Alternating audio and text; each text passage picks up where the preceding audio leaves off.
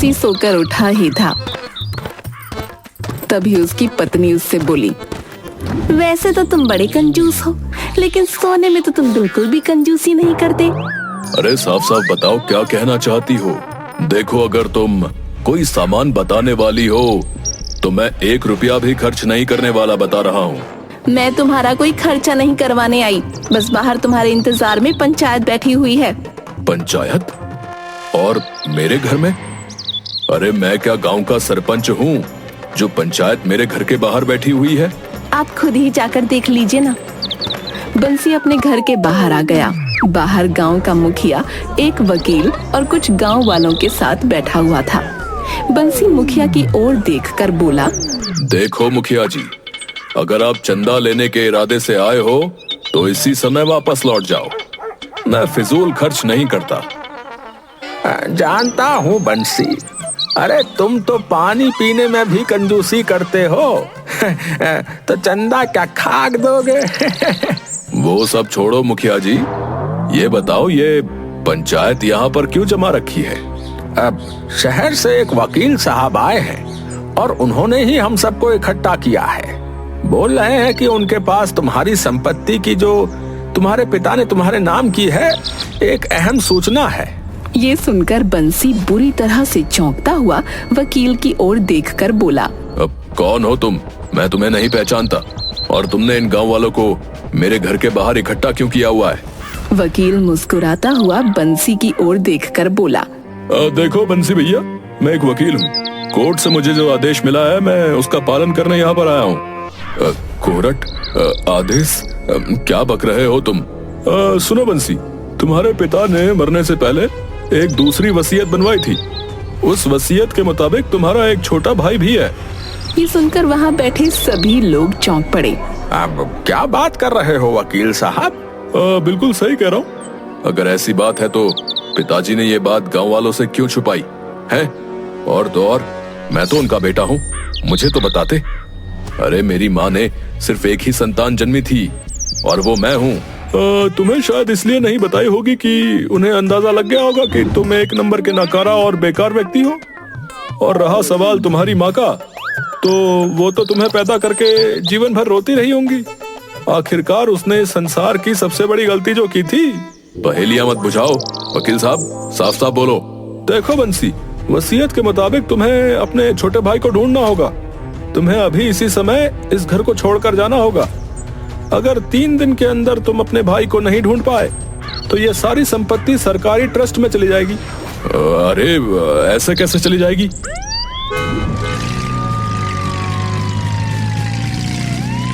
तभी वहाँ पर पुलिस की एक जीप आकर खड़ी हो गई। वकील मुस्कुराता हुआ बंसी की ओर देखकर बोला, बंसी, तुम्हारी जानकारी के लिए तुम्हें बता दूं कि तुम्हारा सौतेला भाई सिर्फ 1.5 फुट का है और उसकी आंखें किसी धूर्त बिल्ली की तरह हैं। अरे उसकी कोई तस्वीर तो होगी? नहीं, उसकी कोई तस्वीर नहीं है। इन पुलिस वालों को देख रहे हो? अगर तुम अपने सौतेले भाई को नहीं ढूंढ पाए तो ये मार मार कर तुम्हें धक्के देकर तुम्हारे ही घर से बाहर निकाल देंगे। तुम्हारा समय शुरू होता है अभी से। बंसी ये सुनकर अपना सर पकड़कर बैठ गया और मन ही मन बोला, हे भगवान, ये बैठे बिठाए क्या गांठ लग गई। तभी बंसी की पत्नी वहाँ आकर बंसी से बोली, बोला था ना कि धर्म कर्म में कुछ रुपए खर्च किया करो, मगर तुम्हारा तो बस चले तो तुम अपना ही शरीर का मैल भी किसी को ना दो। अब जाकर ढूंढो अपने सौतेले 1.5 फुटिए भाई को। बंसी चुपचाप अपने घर से बाहर चला गया।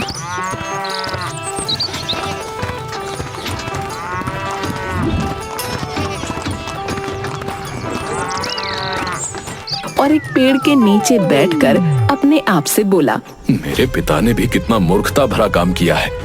एक तो मेरे सर पर सौतेले भाई को बैठा दिया, वो भी 1.5 फुटिया, और ऊपर से उसकी कोई तस्वीर भी नहीं है। अरे आखिर इतनी बड़ी दुनिया में उसे कहाँ ढूंढूं? तभी बंसी की नजर एक पेड़ के नीचे एक नाटे पर पड़ी जो कि आराम से अमरूद खा रहा था। बंसी उसे गौर से देखता हुआ अपने आप से बोला, इसका तो हुलिया बिल्कुल वैसा ही है जैसा कि मेरे पिता ने वसीयत में दिखाया है। क्यों ना मैं इसे ही अपने गांव ले चलूं? वैसे भी मेरे 1.5 फुटिए भाई की कोई तस्वीर तो है नहीं। बंसी चुपचाप उस नाटे व्यक्ति के पास जाकर बोला, क्या नाम है तुम्हारा? मेरा नाम गबरू है, लेकिन तू क्यों पूछ रहा है मुझसे? अबे अबे कौन है बे तू? मेरा नाम बंसी है। अच्छा, तो तू वही बंसी है जिसके कंजूसी के चर्चे न्यूज में और अखबारों में छपते रहते हैं ना?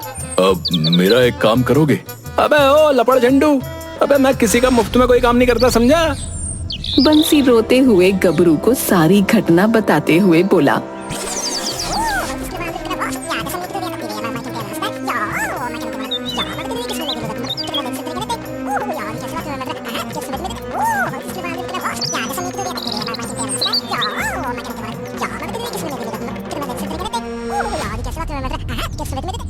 अगर 3 दिन तक मैंने अपने नाटे भाई को नहीं ढूंढा तो मेरी सारी संपत्ति मेरे हाथ से चली जाएगी। अबे वैसे भी तेरी संपत्ति किस काम की है? तू संपत्ति में से कुछ खर्च तो करता है नहीं? तुझे शायद पता नहीं है कि तू धरती पर एक बोझ है, बोझ, समझा? मेरी मदद करो, तुम मेरे सौतेले नाटे भाई बनकर मेरे साथ चलो। अबे बोला ना, अबे मैं मुफ्त में कोई काम नहीं करता बे। इसके बदले तुम मुझे क्या दोगे बताओ? बंसी अपनी जेब से 10 रुपए का नोट निकालकर गबरू के हाथ में पकड़ाता हुआ बोला, अब मेरे दोस्त, ये 10 रुपए मैंने 10 महीने से संभाल कर रखे थे, इसे तुम रख लो। ये रुपए मैं तुम्हें अपने कलेजे पर पत्थर रखकर दे रहा हूँ। गबरू उस नोट को बंसी के मुंह पर मारता हुआ बोला, अब अपने सीने पर रखे हुए पत्थर को सीने पे ही मार दे, सारी दुनिया का भला हो जाएगा। पूरे 5 लाख रुपए लूंगा। अगर तैयार हो तो बोलो, नहीं तो जाकर अपना रास्ता नापो, समझे? गबरू की बात सुनकर बंसी गहरी सोच में डूबते हुए अपने आप से बोला, फिलहाल तो इसे साथ ले जाने में ही मेरी भलाई है, बाकी बाद में देख लेंगे। इतना तो तय है कि काम होने के बाद इस नाटे को एक फूटी कौड़ी भी नहीं दूंगा। बंसी गबरू की ओर देखकर बोला, अब मुझे मंजूर है। हाँ तो फिर अब देर किस बात की है मेरे बड़े भाई, चलो। बंसी गबरू को सीधे अपने घर लेकर चला गया और वकील सहित सारे गांव वालों को एकत्रित करते हुए बोला, वकील साहब, पिताजी की वसीयत के मुताबिक मैंने अपने भाई को ढूंढ लिया है। ठीक से देख लीजिए, 1.5 फुट से ज्यादा का नहीं है और इसकी आंखें भी किसी धूर्त बिल्ली की तरह हैं। वो तो मैं इसे पहली ही नजर में देखकर पहचान गया था। अब मैं आगे की वसीयत पढ़ता हूँ। अबे ये क्या बकवास कर रहा है वकील? आगे की वसीयत से तेरा क्या मतलब है? वसीयत में लिखा है कि जब बंसी अपने छोटे भाई को ढूंढने में कामयाब हो जाए तब आगे की वसीयत सुनाई जाए। हाँ, जल्दी बोलो, हम सभी काम धंधे वाले लोग हैं भाई। वसीयत के मुताबिक बंसी को 6 महीने अपने छोटे भाई को अपने पास रखना होगा और उसकी देखभाल अपनी संतान की तरह करनी होगी। और इन 6 महीनों में जितना अधिकार बंसी का होगा उतना ही अधिकार बंसी के सौतेले भाई का होगा। अगर बंसी ने उसे घर से बाहर निकालने की कोशिश की तो ये वसीयत ट्रस्ट के नाम चली जाएगी। इतना बोलकर वकील वहाँ से चला गया।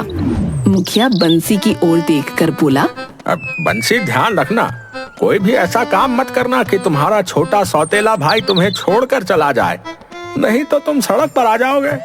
और वैसे तो तुम्हारा बस नहीं चलता, नहीं तो तुम सड़क पर ही रहने लगो, है कि नहीं? मुखिया वहाँ से चला गया। तभी गबरू इठलाता हुआ घर के अंदर घुस गया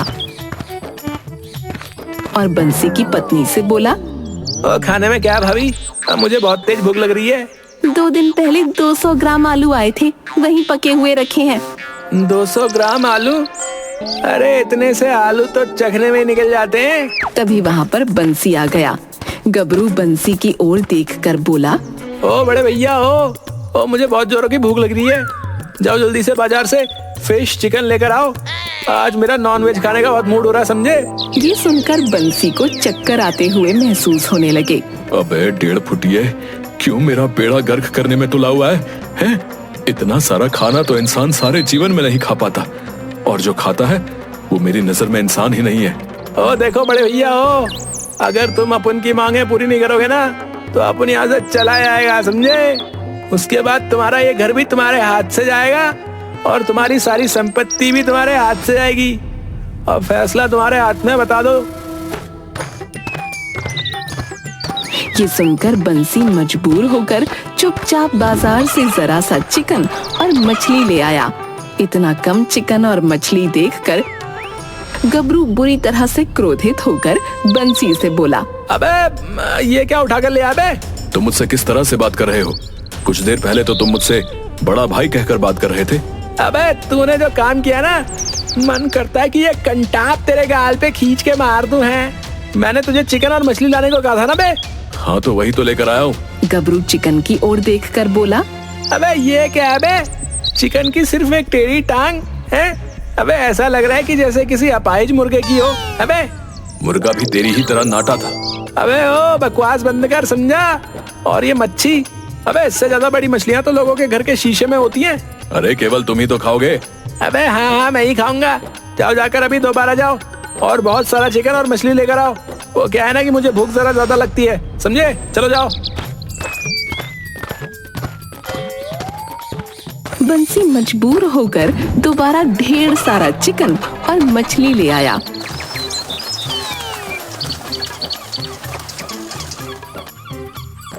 कुछ देर बाद गबरू बंसी की पत्नी के साथ चिकन और मछली का आनंद उठा रहा था।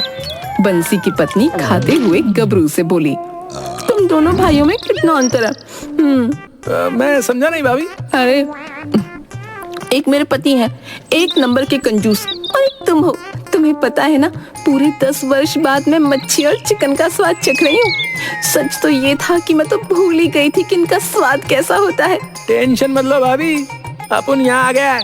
अभी कल मेरे दोस्त भी आने वाले हैं, समझी? फिर तो मजा आ जाएगा। कल खाने में क्या बनवाओगे? मैं सब बनाना जानती हूँ।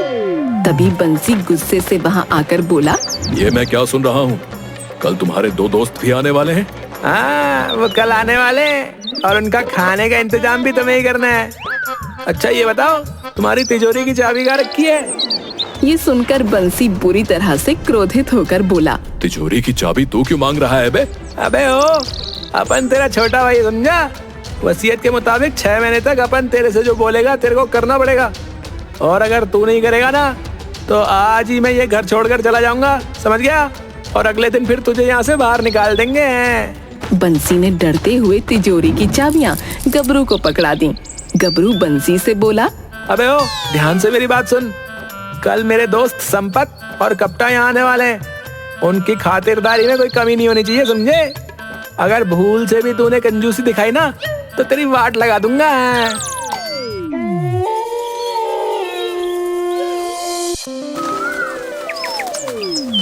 अगले दिन संपत और कप्टा बंसी के घर पहुंच गए।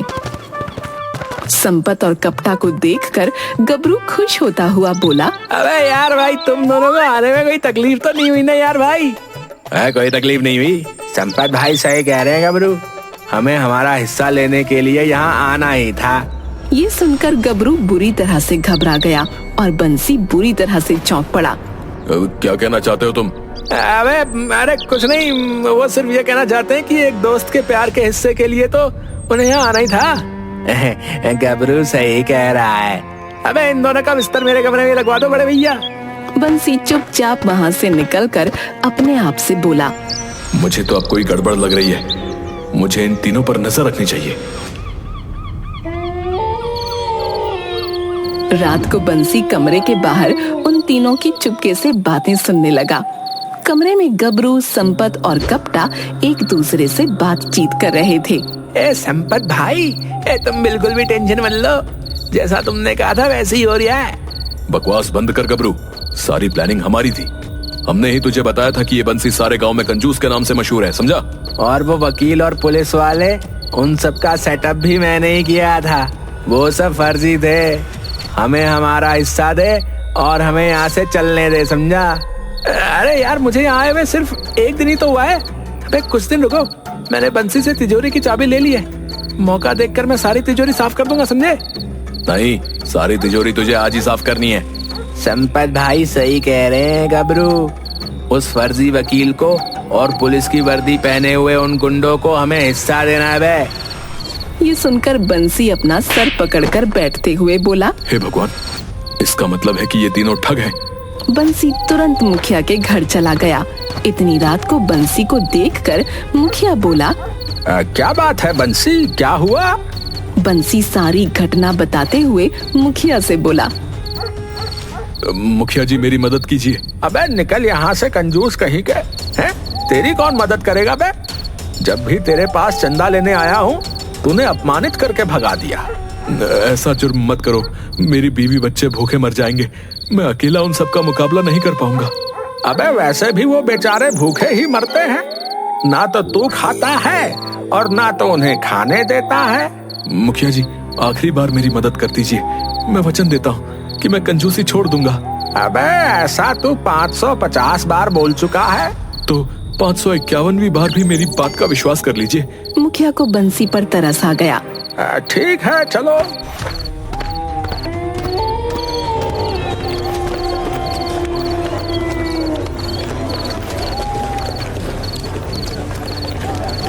गबरू संपत और कपटा के साथ बंसी की तिजोरी खोल ही रहा था कि तभी मुखिया तेज आवाज में बोला, तुम सबका भेद खुल चुका है।